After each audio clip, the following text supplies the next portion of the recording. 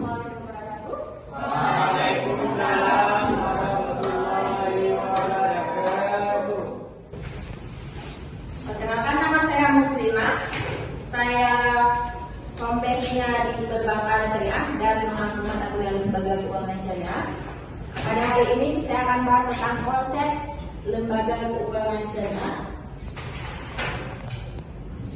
Dari sini ya. Apa yang ingin dibahas di sini? Ini ada beberapa item yang ingin saya bahas. Kalau unsur-unsurnya ada tujuan, materi dan kuis.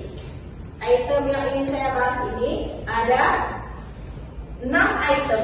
Yang pertama, mahasiswa itu harus mampu menjelaskan tentang pengertian LKS. Yang kedua, mahasiswa harus mampu mengembalikan prinsip LKS. Yang ketiga, mahasiswa harus mampu menjelaskan fungsi LKS. Yang keempat, mahasiswa harus mampu mengidentifikasi struktur LKS di Indonesia. Yang kelima, mahasiswa harus mampu menggambarkan landasan hukum dari LKS di Indonesia. Dan yang keenam, mahasiswa harus mampu menguraikan peran lembaga fasilitator LKS di Indonesia. Kita masuk ke materi pertama. Materi pertama itu ada pengertian LKS.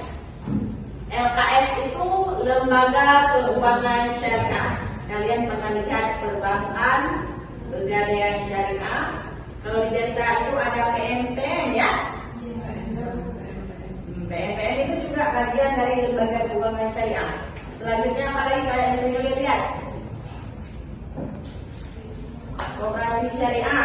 Yang kita punya kantin itu koperasi itu. Selanjutnya ada apa lagi? Baitul Mal. Itu juga lembaga keuangan syariah. Semua itu tergabung dalam lembaga keuangan syariah. Yang dimaksud dengan lembaga keuangan syariah itu ialah setiap perusahaan yang bergerak di bidang keuangan dan dia melaksanakan kegiatan operasionalnya berdasarkan prinsip syariah atau skema syariah. Apa itu bidang keuangan?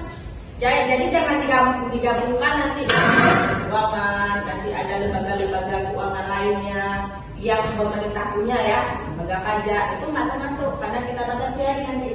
Ada nanti dia pertama lembaga keuangan itu yang saya maksud, yang pertama menghimpun dana ya, seperti perbankan syariah dia menghimpun dana.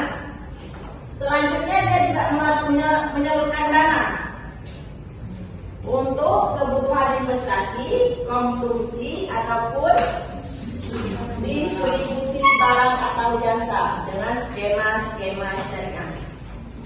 Itu yang dimaksud dengan lembaga keuangan syariah. Jadi dia harus lembaga yang menghimpun dana dan lembaga yang menyalurkan dana. Skema syariah yang dimaksud di sini apa saja? Ada skema jual beli, ada skema bagi hasil, ada skema sewa dan skema jasa lainnya. Ini banyak skemanya dan dia merujuk pada akad-akad syariah. Selanjutnya kita lihat dengan prinsip LKS. Prinsip LKS ada dua pengembangannya. Ada prinsip syariah. Itu prinsip syariah berarti prinsip yang dilandaskan oleh hukum-hukum Islam. Ada prinsip tabi'in, prinsip yang berasal dari penalaran manusia atau ilmu pengetahuan. Kalau prinsip syariah itu ada bebas bertransaksi. Maksud bebas bertransaksi di sini bukan bebas bertransaksi yang sebebas-bebasnya, tapi bebas bertransaksi siapapun boleh melakukan transaksi asalkan ada antara berliku, rela sama rela. Yang kedua, ada bebas maghrib. Tahu bebas maghrib? Bebas maghrib. Maghrib itu sholat ya. Kalau bebas maghrib itu singkatan. Bebas maisir, gharar, dan riba. Ada bebas dari tadlis, penipuan, itu tadlis. Dan spekulasi harga. Kalau tadi ya perjudian dia lebih rentan ke jual beli malas. Kalau spekulasi harga gimana? Selanjutnya ada transaksi didasarkan pada kerjasama yang saling menguntungkan dan solidaritas. Jadi lembaga keuangan syariah itu kalau dia ingin bertransaksi atau memberi pembiayaan, jangan berdasarkan solidaritas saja, kalau menolong saja, tapi juga ada keuntungan di dalamnya. Selanjutnya, ada setiap transaksi harus mewujudkan kemaslahatan manusia. Yang selanjutnya, lembaga keuangan syariah harus mengimplementasikan zakat. Zakat itu bagian dari kewajiban kita setiap muslim apabila mencapai nisab. Selanjutnya ada prinsip tabi'in. Prinsip yang merupakan penalaran dari manusia dan bermanfaat untuk meningkatkan profesionalitas dari SDA. Jadi prinsip ini, contoh ini kita ada teori profesionalisme, itu kan teori dari hasil penalaran manusia. Ada teori efisiensi, itu juga dari penalaran manusia. Efektivitas, itu juga hasil dari penalaran manusia. Teori-teori ini bermanfaat untuk pengembangan lembaga keuangan syariah. Selama itu bermanfaat dan mengandung aspek masalahnya, itu bisa diterapkan di lembaga keuangan syariah. Fungsi LKS ada 4 item. Yang pertama, menyediakan pembayaran ataupun menyediakan mekanisme pembayaran. Yang kedua, menyediakan fasilitas pembiayaan. Yang keempat, penciptaan uang. Yang ketiga, penciptaan uang. Yang keempat, sarana tabungan. Ini kalau dilihat dari prinsip-prinsip ini, nanti lembaga keuangan syariah digolongkan lagi dia. Yang pertama, dia lembaga keuangan bank yang tadi tadi. Jadi masing-masing fungsi ini ada lembaga-lembaga yang melaksanakan fungsinya. Ada satu lembaga dia bisa melaksanakan 2 fungsi. Contohnya perbankan syariah, dia sebagai penyedia mekanisme pembayaran, sekaligus dia sebagai sarana tabungan, dan juga dia menyediakan fasilitas pembiayaan. Maka dalam ketiga-tiganya dia bisa melaksanakan fungsi ini. Selanjutnya ada LKS non-bank. Kalau LKS non-bank, dia biasanya satu sisi ambil. Contohnya asuransi. Asuransi itu dia langsung menghimpun dana dari masyarakat, tetapi dia tidak menyalurkan secara langsung kepada masyarakat. Itu asuransi. Kalau pegadaian, dia tidak menghimpun dana dari masyarakat secara langsung, tapi memberikan pembiayaan secara langsung kepada masyarakat. Contohnya pegadaian, emas itu pegadaian kan langsung. Tak pernah ada kan produk yang menghimpun dana secara langsung di pegadaian kecuali sekarang. Sekarang ada, tapi itu bukan produk utamanya. Produk utamanya tetap gadaian. Produk utamanya tetap gadaian tadi. Kalau sekarang ada tabungan emas. Selanjutnya kita lihat di pembagian dari LKS Bank tadi Bank Syariah. BUS pernah ada pengantar di awal kemarin itu tentang BUS jamaah usaha syariah. Ada bank pembiayaan rakyat syariah. Ketiga bank ini punya struktur kelembagaan yang berbeda. Kalau bank syariah dia mama sama bapaknya ada syariah. Maka anaknya jadi syariah. Kemanapun cabang dibuka tetap dia syariah. Tapi kalau unit usaha syariah harus ada penjemputan syariahnya. Misalnya bank apa yang namanya unit usaha syariah ada lagi di dalam ya. Ada bank BCA cabang syariah. Itu namanya berarti dia pembukaan unit dari BCA konvensional. BCA biasa. Mama sama bapaknya masih non syariah, tapi anaknya sudah mualaf. Itu maksudnya. Yang ketiga, bank pembiayaan rakyat syariah. Kita ada ya. Sampai ada syariah. Oh, itu aku yang kasih ada syariah di depan SPW. Di depan SPW utama ini. Sebelum jembatan. Ada bank dia bank pembiayaan rakyat syariah. Bedanya dengan BUS dengan UUS, kalau dia bank pembiayaan rakyat syariah, dia tidak memberikan jasa dalam lalu lintas pembayaran. Ruang lingkupnya dibatasi di situ.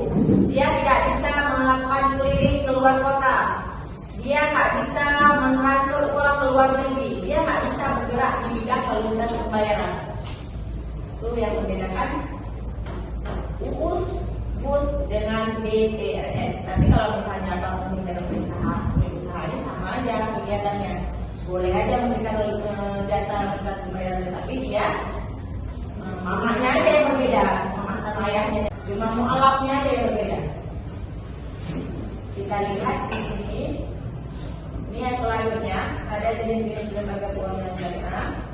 Ada modal mentor syariah seperti saya jelaskan tadi. Ini non bank ya, yang non bank beli bank. Kalau yang non bank saya modal mentor. Dia lembaga yang membiayai jaminan dan lembaga yang membiayai tanpa jaminan maksudnya. Dan lembaga ini dia bermitra dengan lembaga yang menjadi yang menjadi pembiayaan tadi, dia buka usahanya. Yang hasilnya dia bisa mengendalikan usaha yang biaya itu. Biasanya lembaga itu kan yang mendekat tapi punya prospek. Lalu dikembangkan oleh melalui orang, nah kawin lah silakan. Kawin, lalu berkembanglah nanti anak-anaknya. Tujuannya untuk pengembangan. Dan mereka bisa mengendalikan mitra usahanya itu sampai ke sedetik-detiknya. Selanjutnya ada lembaga pembiayaan. Nah, kalian pernah nggak pinjam uang di leasing? Orang tua ada? Mana dia leasing? Cuma jaminan BPKB aja bisa. Selanjutnya ada pegadaian syariah. Dan tahu pegadaian syariah karena di Usmawe yang ada syariah, pegadaian syariah di mana? Pres. Pernah bergabung ataupun bersama pegadaian syariah? Bagi pegadaian syariah. Dia punya emas. Dulu ada mahasiswa kita punya emas, dia tak sanggup bayar SPP, jadi digadaikan. Bisa. Ada LKS mikro seperti PNM tadi, itu mikro. Bentar ya. Ada asuransi syariah. Asuransi syariah kadang-kadang kalau di kita itu gedungnya kan nampak, tapi tiba-tiba kita datang apa tuh namanya pegawai asuransi ya, mengajak kita bergabung dengan asuransi. Waktu kita tanya tempatnya, di mana tempatnya nggak tahu nampak. Mana tempatnya bingung kita cari, karena nggak ada pamfletnya kadang-kadang. Baik ya. Kenapa demikian? Karena memang mereka nggak perlu gedung, mereka cuma perlu banyak marketing. Kan semuanya bisa dilaksanakan di rumah pakai aplikasi. Kalau gedung itu kan banyak sewa lagi ya. Selanjutnya, kalau asuransi tadi dia lembaga yang menghimpun dana, biasanya dia digunakan untuk memproteksi risiko. Makanya asuransi pernah bergabung ataupun bersama pegadaian syariah, bagi pegadaian syariah. Dia punya emas, dulu ada mahasiswa kita punya emas, dia tak sanggup bayar SPP, jadi digadaikan. Bisa. Ada LKS mikro seperti PNM tadi, itu mikro. Bentar ya. Ada asuransi syariah. Asuransi syariah kadang-kadang kalau di kita itu gedungnya kan nampak, tapi tiba-tiba kita datang apa tuh namanya pegawai asuransi ya, mengajak kita bergabung dengan asuransi. Waktu kita tanya tempatnya, di mana tempatnya nggak tahu nampak. Mana tempatnya bingung kita cari, karena nggak ada pamfletnya kadang-kadang. Baik ya. Kenapa demikian? Karena memang mereka nggak perlu gedung, mereka cuma perlu banyak marketing. Kan semuanya bisa dilaksanakan di rumah pakai aplikasi. Kalau gedung itu kan banyak sewa lagi ya.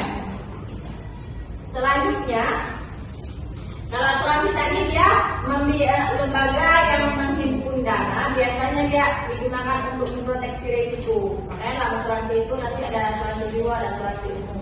Kalau umum itu biasanya kalau orang tua kalian punya toko lalu diasuransikan, dia objeknya toko tersebut, itu namanya asuransi umum. Asuransi jiwa, kalian diasuransikan pendidikannya, ya, atau orang tua kalian mengasuransikan masa tuanya. Jadi ada penghasilan pasca pensiun nanti yang akan diterima oleh orang tua kalian dengan bergabung dengan asuransi tadi. Ada dana pensiun syariah. Kalau ini biasanya memang yang PNS ya. Tapi kalau di lembaga keuangan seperti KKC kita itu ada mereka pengelolaan dana pensiun karyawannya, PPLK-nya, PPLK di KKC itu. Selanjutnya ada pasar uang, ada pasar modal, ada reksadana. Apa kira-kira beda pasar uang, pasar modal, reksadana? Pasar tempat jual beli ya, pasar.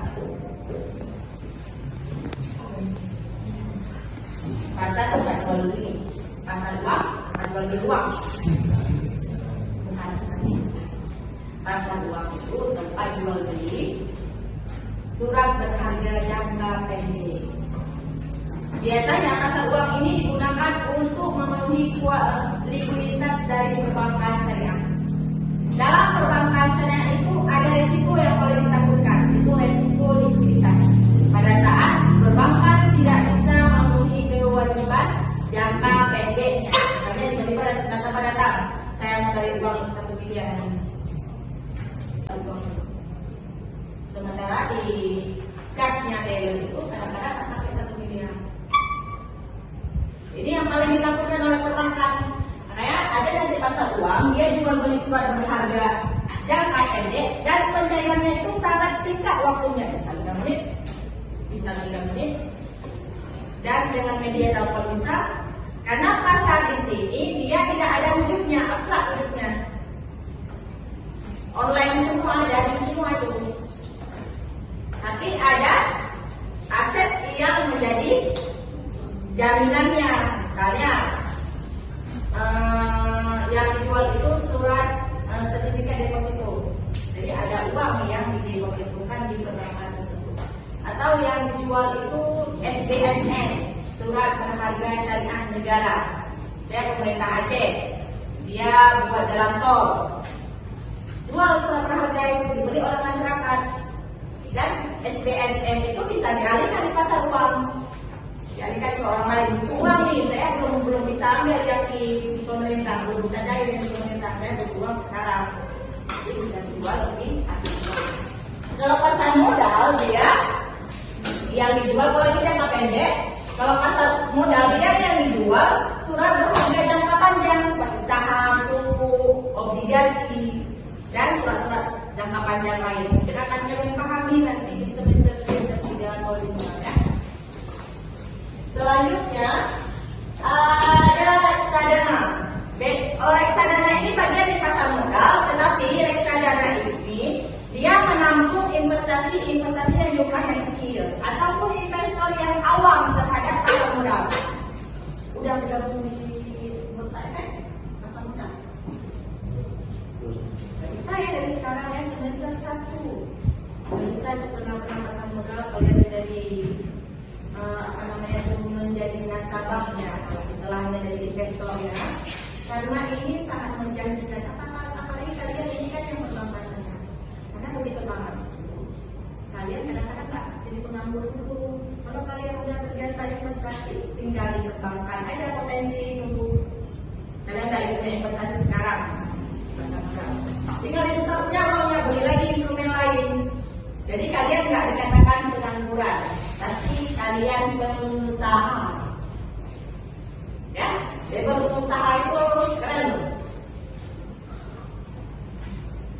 Kalau reksadana tadi dia menampung investor kecil, contohnya dia nggak punya akses ke pasar modal, kalau beli saham di pasar modal itu harus lembar kan. Jadi dia hanya punya uang misalnya setengah 50 lembar, dia bergabung ke reksadana. Reksadana ini ada menjadi investasinya. Di sini dia tidak ada wujudnya, abstrak wujudnya. Online semua ada di semua itu. Tapi ada aset yang menjadi jaminannya, misalnya yang dijual itu surat sertifikat deposito.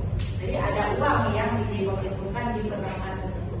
Atau yang dijual itu SBSN, surat berharga syariah negara. Saya pemerintah Aceh, dia buat jalan tol, jual surat berharga itu dibeli oleh masyarakat, dan SBSN itu bisa dialihkan di pasar uang, dialihkan ke orang lain. Uang nih saya belum bisa ambil yang di pemerintah, belum bisa dari pemerintah, saya butuh uang sekarang, jadi bisa dijual di pasar uang. Kalau pasar modal dia yang dijual, kalau ini jangka pendek, kalau pasar modal dia yang dijual surat berharga jangka panjang seperti saham, suku, obligasi, dan surat-surat jangka panjang lain. Kita akan kalian pahami nanti di semester 3 atau 5 ya.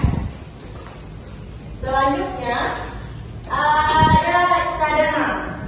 Reksadana ini bagian di pasar modal, tetapi reksadana ini dia menampung investasi yang jumlahnya kecil ataupun investor yang awam terhadap pasar modal. Udah bergabung di bursa efek pasar modal? Jadi saya dari sekarang ya semester 1 bisa pernah pasar modal, kalian menjadi menjadi nasabahnya, istilahnya dari investor ya. Karena ini sangat menjanjikan, apalagi kalian ini kan yang bermanfaatnya. Karena begitu banget. Kalian kadang-kadang nggak jadi penganggur dulu. Kalau kalian udah terbiasa investasi, tinggal dikembangkan aja potensi itu. Kalian nggak punya investasi sekarang, pasar modal. Tinggal diputarnya uangnya, beli lagi instrumen lain. Jadi kalian nggak dikatakan pengangguran, tapi kalian pengusaha. Ya, jadi pengusaha itu keren. Kalau reksadana tadi dia menampung investor kecil, contohnya dia nggak punya akses ke pasar modal, kalau beli saham di pasar modal itu harus 100 lembar kan. Jadi dia hanya punya uang misalnya setengah 50 lembar. Dia bergabung ke reksadana. Reksadana ini ada menjadi investasinya. Dia mengelola dana-dana, dia menghimpun investor-investor lain, lalu pada saat sudah sampai 1 lot atau 100 lembar tadi baru dibeli saham di pasar modal. Jadi untuk resikonya lebih ringan ditanggung karena bersama-sama. Kalau rugi saham itu kan nggak 100% rugi dia, ada pihak-pihak lain yang bergabung di saham itu juga. Dia berkumpulan gitu, namanya portfolio efek, yang dikelola itu banyak efek. Bahkan bukan efek pasar uang, pasar modal aja, tapi pasar uang juga tergabung di reksadana tadi. Selanjutnya ada lembaga pengelola zakat, ada lembaga pengelola wakaf. Kalau saya cenderung memisahkan zakat dengan wakaf karena masing-masing itu punya lembaga berbeda dan regulasinya juga berbeda. Kita lihat ini untuk landasan hukumnya. Ini nggak saya tinggikan dulu karena memang di setiap subbab nanti ataupun subjek MK lain akan ada turunannya ya. Yang pertama landasan hukum normatif, ada landasan hukum positif. Normatif itu Al-Quran, hadis, ijma ulama, dan sejenisnya itu normatif. Kalau hukum positif itu hukum tertulis, baik dari segi undang-undang, peraturan, surat edaran, instruksi dan lain-lain. Contohnya di perbankan itu ada Undang-Undang Nomor 21 Tahun 2008, itu hukum positif. Selanjutnya ada lembaga fasilitator. Ini perannya yang kita lihat. Kalau Bank Indonesia itu perannya menjaga stabilitas nilai tukar. Yang kedua ada Departemen Keuangan, itu membina, mengatur dan mengawasi pasar modal. Yang maksud dengan lembaga fasilitator itu bukan lembaga keuangan syariahnya, tetapi yang memberikan fasilitas, lembaga pendukung dari lembaga keuangan syariahnya seperti Bank Indonesia, Departemen Keuangan, ada DSN. DSN itu bagian dari MUI. Dia mengkaji, menggali dan merumuskan nilai dan prinsip syariah yang selanjutnya terumus dalam fatwa DSN. Selanjutnya ada DPS, Dewan Pengawas Syariah. Dia letaknya di setiap struktur lembaga keuangan syariah. Dia ada DPS-nya. Kalau nggak ada DPS, berarti nggak sah sebuah lembaga itu berdiri. Selanjutnya ada Basarnas, Badan Arbitrasi Syariah Nasional. Arbitrasi ya. Dia lembaga yang khusus menyelesaikan sengketa antara nasabah dengan pengusaha. Ini lembaga-lembaga penting. Selanjutnya kita main. Saya akan berhubungi tadi. Habis nih. Jam berapa? Enggak, ini habis ini ada apa? Udah masuk ayat ya? Belum. Lewat tadi ya? Saya masuk lagi ya. Kuisnya. Saya rencana kuis. Tapi nggak apa-apa lah, bisa kita lain kali aja nanti kuisnya. Yang untuk hari ini saya ucapkan terima kasih.